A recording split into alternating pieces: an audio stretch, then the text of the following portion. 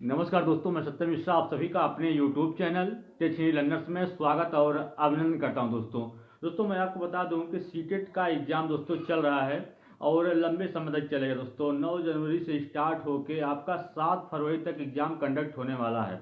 बहुत से दोस्तों ऐसे प्रश्न हैं जो कि बार बार एग्ज़ाम में आपके पूछे जा रहे हैं, या कह लीजिए कि बहुत से टॉपिक ऐसे हैं जो कि रिपीट हो रहे हैं आपके एग्ज़ाम में। तो मैं उन्हीं सब टॉपिक पर बताऊंगा कि कौन कौन से टॉपिक ऐसे हैं जो कि बहुत ज़्यादा इंपॉर्टेंट हैं, जो कि हर एक एग्ज़ाम में आपके कह सकते हैं कि रिपीट हो रहे हैं। ठीक है, चलिए बताते हैं कि कौन कौन से महत्वपूर्ण टॉपिक हैं। अगर जिनका अगला एग्ज़ाम है दोस्तों, आज नहीं कल या परसों अगली शिफ्ट में जिनका एग्ज़ाम है दोस्तों, उनके लिए महत्वपूर्ण वीडियो है। ठीक है, चलिए बताते हैं कि कौन कौन से टॉपिक ऐसे हैं कि जो कि बार बार रिपीट हो रहे हैं।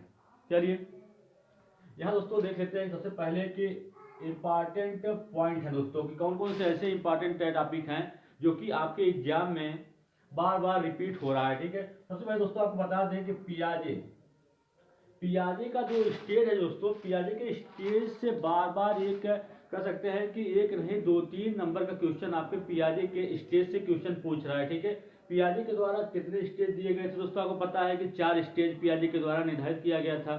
एक है कि सम्मेरी कामक अवस्था जिसकी एज रखी गई थी 0 से लेकर 2 वर्ष तक। उसके बाद पूर्ण संक्रियात्मक अवस्था, फिर दोस्तों मूर्त संक्रियात्मक अवस्था 7 से लेकर 11 वर्ष, और अमूर्त संक्रियात्मक अवस्था दोस्तों 12 वर्ष के बाद। तो आप बता दें कि पियाजे से दोस्तों बार बार आपके एग्जाम में प्रश्न जो है वो रिपीट हो रहा है। इसके अलावा कोहलर वर्ग से दोस्तों, कोहलर वर्ग से भी क्वेश्चन आपके एग्जाम में 1 या 2 नंबर का क्वेश्चन दोस्तों हर एक शिफ्ट में कर सकते हैं कि इनसे रिलेटेड प्रश्न आपके एग्जाम में पूछा जा रहा है। ठीक है, वाइगोस्की का दोस्तों जो जो जेड पीडी सिद्धांत है दोस्तों, पार या सहायता करना, इससे भी प्रश्न आपके एग्जाम में पूछा जा कह सकते हैं कि पियाजे, कोहलर वर्ग और वाइगोस्की जो है दोस्तों, इनसे भर भर के आपके एग्जाम में क्वेश्चन से पूछे जा रहे हैं। तो ये क्या है, महत्वपूर्ण टॉपिक्स है दोस्तों कि हर एक एग्जाम में आपके जो भी सीटेट का पेपर होगा दोस्तों, हर एक पेपर में फंसने वाले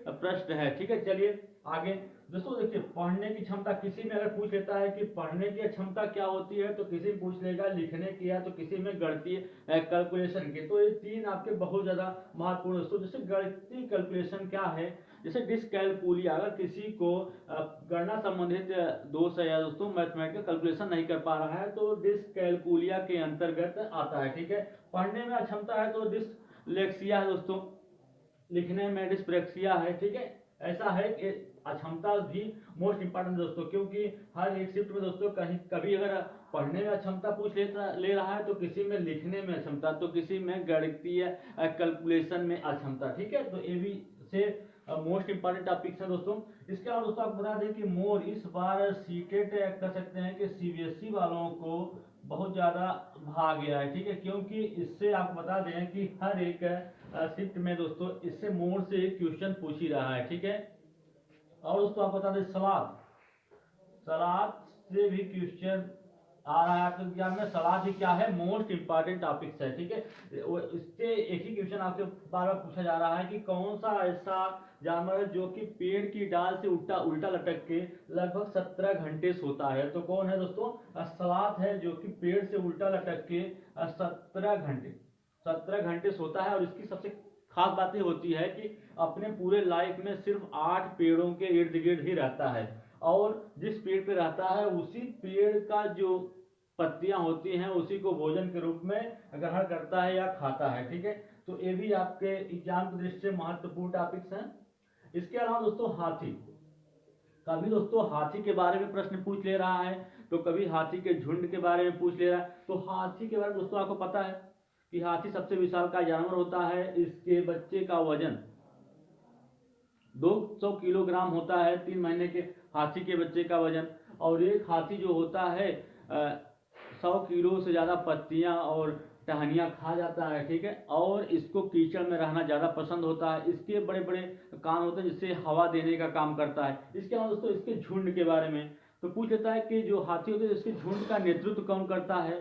तो आप बता दें कि हाथी के जो झुंड होता है उसका नेतृत्व कौन करता है, सबसे बुजुर्ग हथनी जो होती है इसका नेतृत्व करती है। ठीक है, और इसमें दोस्तों इसमें जो कह सकते हैं कि इसका जो समूह होता है या झुंड होता है दोस्तों, उसमें हथनी और कुछ बच्चे होते हैं, ठीक है। मिला जुला के 10 से 12 लोग पूरा शामिल होते हैं। और दोस्तों एक कल एग्जाम में क्वेश्चन पूछ लिया कि हाथी जो होता है अपने झुंड को छोड़ के कब अलग हो जाता है।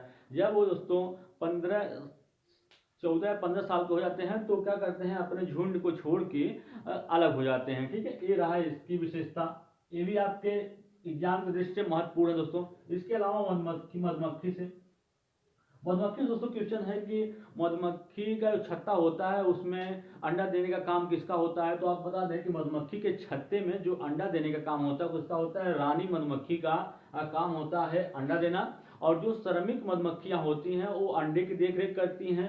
इसके अलावा फूलों से रस ले आती हैं, ठीक है। रस से शहद बनाने का काम सब जिम्मेदारी किसकी होती है, श्रमिक मधुमक्खियों का। और दोस्तों अंडा देने का जो उचित समय होता है वो अक्टूबर से लेके दिसंबर मंथ तक होता है, ठीक है। और अंडा देने का काम सिर्फ कौन करती है, रानी मधुमक्खी अंडा देने का काम करती है। और ये क्वेश्चन और दोस्तों की मधुमक्खी होती है उसके अंडा देने का उपयुक्त समय क्या होता है। तो उसके अंडा देने का उपयुक्त समय क्या होता है, अक्टूबर से लेके दिसंबर मंथ जो होता है दोस्तों उसके अंडा देने के लिए उपयुक्त होता है। और यही समय जो होता है मधुमक्खी पालन के लिए भी सबसे उपयुक्त समय है, ठीक है। इसके अलावा दोस्तों आप बता दें महत्वपूर्ण टॉपिक्स हैं असम के घर। दोस्तों असम के घर से रिलेटेड दोस्तों अक्सर हर एक 28-29 तारीख को उधर पेपर में देखने के लिए मिला था दोस्तों।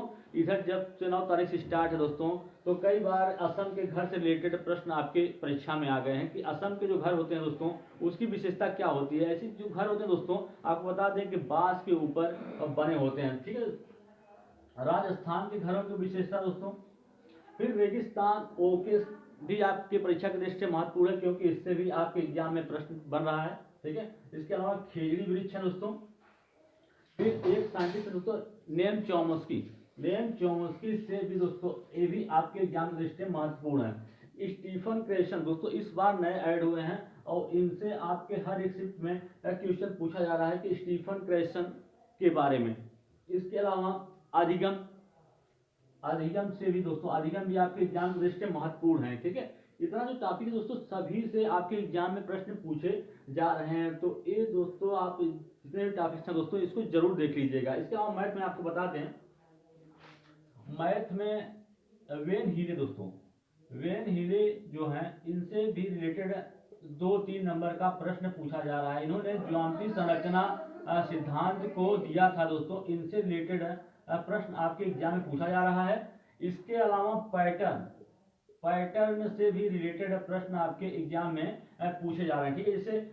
जैसे कभी तो पूछ लेता है कि फर्स्ट में 6 तीलियां हैं और सेकंड में दोस्तों 4 तीलियां बढ़ जाते हैं, इस तरीके से 15वें में तीलियों की कुल कितनी संख्या होगी, ठीक है दोस्तों। इस टाइप से पैटर्न पे आधारित प्रश्न भी आपके परीक्षा में देखने के लिए मिल रहा है, ठीक है दोस्तों। ये रहे सभी इंपॉर्टेंट पॉइंट्स, इनसे रिलेटेड आपके परीक्षा में दोस्तों प्रश्न पूछा जा रहा है, ठीक है। तो इन सब टॉपिक्स को जरूर पढ़ लीजिएगा। इसी तरीके से दोस्तों अन्य जानकारी के साथ मैं फिर मिलूंगा, तब तक के लिए धन्यवाद।